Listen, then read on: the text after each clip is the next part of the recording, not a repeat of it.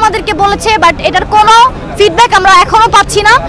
এর জন্য যতদিন এই দাবি তারা না মানে আমরা এখানে থাকব, দরকার হলে আমরা অনশন করব, আমরা একটা পানিও ছুবো না, আমরা আমাদের কাজ চলবে, এটাই আমাদের লাস্ট দাবি।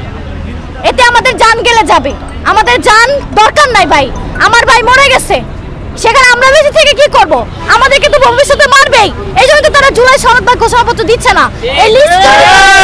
এই লিস্ট তৈরি করেছে আমাদেরকে আগামীতে তারা ধরে ধরে মারবে। এখানে তাদের না, আমাদের নাম আছে, আমাদের ঠিকানা আছে, তাদের তো এই মানে এত সময় লাগবে না আমাদেরকে ধরে মারার মতো, ঠিক আছে? এই জন্য এই কথা আমাদের এই জুলাই ঘোষণাপত্র দিতে হবে। ঘোষণাটা দিবে তো, আর জুলাই সনদটা জুলাই মাসে দেওয়ার কথা, তো জুলাই ঘোষণাটা একটা 3 বার আপনারা জানেন তারা ডেট ওভার করে ফেলেছে। একটা সরকারি কাঠামো একটা এত বড় জায়গা থেকে বসে একটা ঘোষণা দেওয়ার পর যে এই তারিখে একটা ডেট ফিক্সড হবে, সেটা তারা দিচ্ছে না।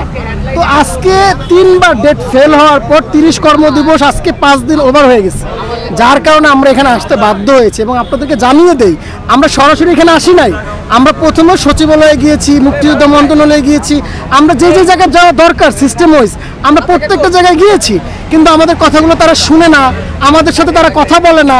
তখন আমাদেরকে বললো যে প্রধান উপদেষ্টার কার্যালয়ে সবার আজকে বড় একটা মিটিং আছে। আমরা তখন ওখানে যাওয়ার উদ্দেশ্যে বের হই, তখন আমরা দেখি বাংলা মোটর যেতেই দেখি প্রধান উপদেষ্টা ইমার্জেন্সিভাবে মিটিং শেষ করে যমুনার দিকে আসছে। তখন আমরা বাংলা মোটর থেকে ব্যাক করে যমুনা অনেক কষ্ট করে এই জায়গাটায় আসি আমরা।